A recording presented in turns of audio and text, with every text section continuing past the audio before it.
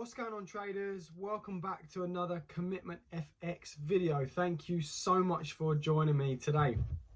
Today we're going to be looking at how you guys can succeed in Forex trading by changing the way that you're looking at the charts, by changing the way that you're thinking about Forex trading. It can be super difficult to make profits in Forex unless you really get to grips with what Forex is all about and how you should be trading it from an overall perspective. So let's get straight into the video and let's go. So traders, over here on the chart, we're going to be looking at CHF JPY for this particular analysis. And what I want to get in your guys' head is how you should be trading Forex. Now, most retail traders will plaster their charts with indicators. They'll go on YouTube and watch all the trading strategies that they can get their hands on and then try and make head or tail of the chart that way. Now, that is all well and good. You should have a fantastic understanding of Forex trading, and there are some great videos out there for you guys to watch. But the main point of trading Forex is that most retail traders are going to lose money. What I suggest you do is log on to your broker, regardless of who that is, and leave me a comment below the percentage of traders that lose their money according to that particular broker. Now, that's got nothing bad to do with that particular broker. It's just the way Forex trading works. We are destined to lose money. Remember that we are trading in a market which is filled by the bigger institutions, the large banks. They are making the money move. And they're the ones who stop you out, hunt those stop losses, and profit ultimately from this game. Now, what I want to do is we're going to have a little investigation into CHF JPY and understand where retail traders usually go wrong and where we can go right from trading Forex. So, first of all, what I want to do is I want to highlight how retail traders are trading this particular pair. So we're looking relatively not too far back, 25th of November. And recently here on my FX book, you can log in and have a look at this yourself. On CHF JPY, I would say a huge percentage of retail traders are shorting this pair. They have got short orders. They're looking to sell this pair. It's not a particularly popular symbol popularity, but I like to trade it nevertheless. But you can see there, 87% of retail traders are shorting this pair. Now let's go and have a look over on the CHF JPY. And what can we see? Well, we can see that the market recently made a high, and now more recently, looking on the 4 hour, of course, the market is trending to the downside. It is making a series of lower lows and higher lows. However, let's zoom this chart out. This is what we should be doing as retail traders, is looking at the bigger picture. Zooming this chart out on the daily, what we can see is quite clearly this is in an upwards trending market. For those of you that like trend lines, quite clearly we can see that we are trending to the upside. There's no reason why we should be selling this particular pair. Zooming this out even further, we can quite clearly see that even from back in 2013, 2012 here, we are still trending to the upside. So why would you look to short this particular pair? Well, breaking it down, what are retail traders looking out for? Well, most retail traders probably trade this on the intraday time frame. And in that event, this is indeed trending to the downside. But there comes a point where most retail traders are going to lose their money. Let's say, for example, 78% is the figure that is often used. What I want you guys to think about is, if the retail traders are all selling this particular pair, why are we all losing our money? That's because the banks are not selling this pair. They're the ones who are going to push this price to the upside. The market is evidently moving upwards. We are long biased, but yet the retail traders are selling this particular pair. Now, to counteract this, what we need to do is understand what the banks are doing. By doing so, we can head over to the Commitment of Traders Club. I'll leave a link in the description below. Joining us on the Commitment of Traders Club will get you access to a detailed Commitment of Traders report. And what these are telling us is the open and closed positions of the banks and institutions. So we're trading CHF. So let's have a look on the CHF. And what we can see here is overall the CHF positions are net short. So the banks are selling the CHF. But only recently, we're down to 24th of November. Where were we? Around here, the 23rd, you can see massively here that the banks and institutions have gone from minus 20k net positions down to minus 8 and now minus 11k net positions. So they are closing out lots of their short orders. And what we can see is an opening of long positions. And they are adding to their portfolio to buy this particular pair. They want to buy the CHF They've increased their positions accordingly. Now, as we're trading JPY, it would be wise to check out what the JPY is doing. So heading over to JPY, around the 24th of November, 23rd of November, you can see that the Japanese yen, the net positions are minus 97k to the short. That is a huge number of orders for the short side.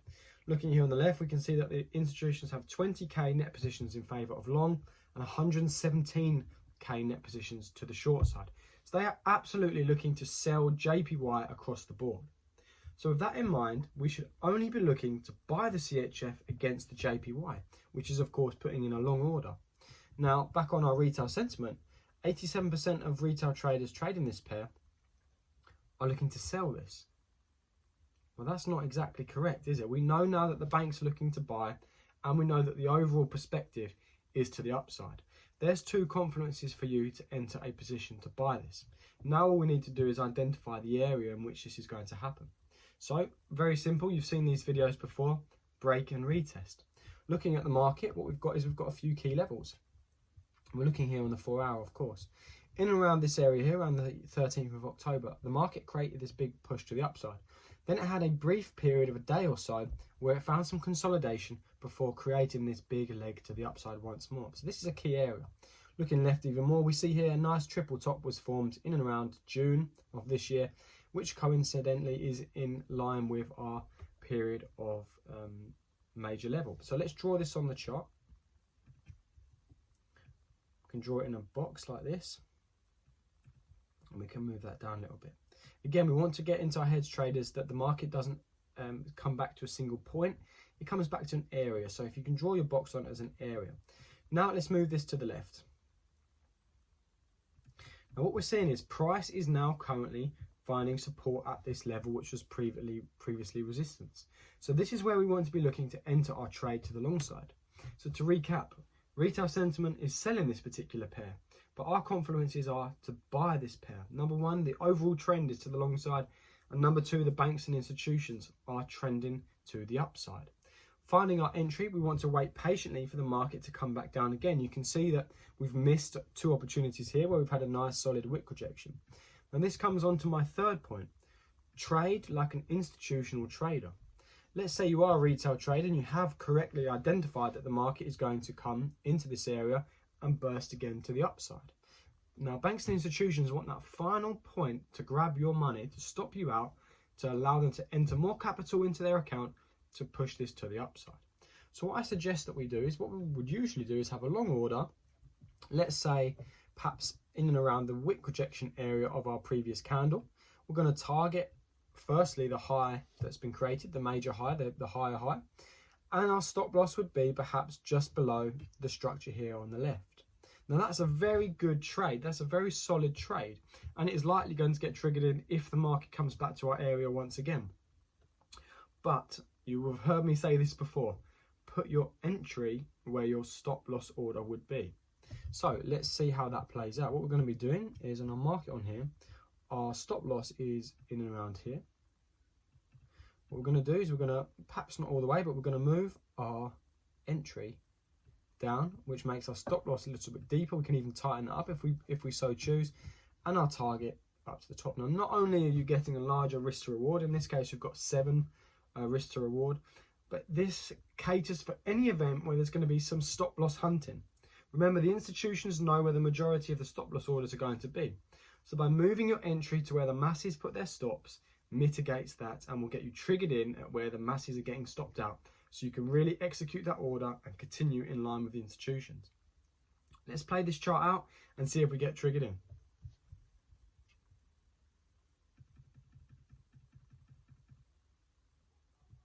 Okay, have we been triggered in there? Oh, it's very tight. I would say we have been triggered in there, but let's see again if we get any confirmation.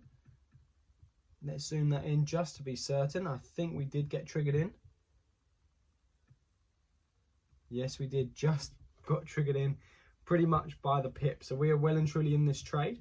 Let's see how this would play out. And remember, traders, if we had our original stop loss even down here, or our original entry here, we'd be sitting in drawdown if not been stopped out. So moving your entry down to where the masses put their stops will allow you to enter the trade at a higher probability risk to reward, and a safer point to enter. So now that we're in this trade, let's see how it plays out and if we can hit our initial target of targeting the major high. Let's go.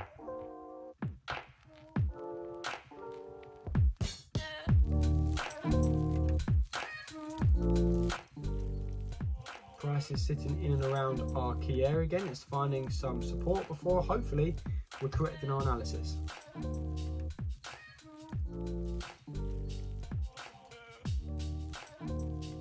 Okay, we're breaking structure. This is good.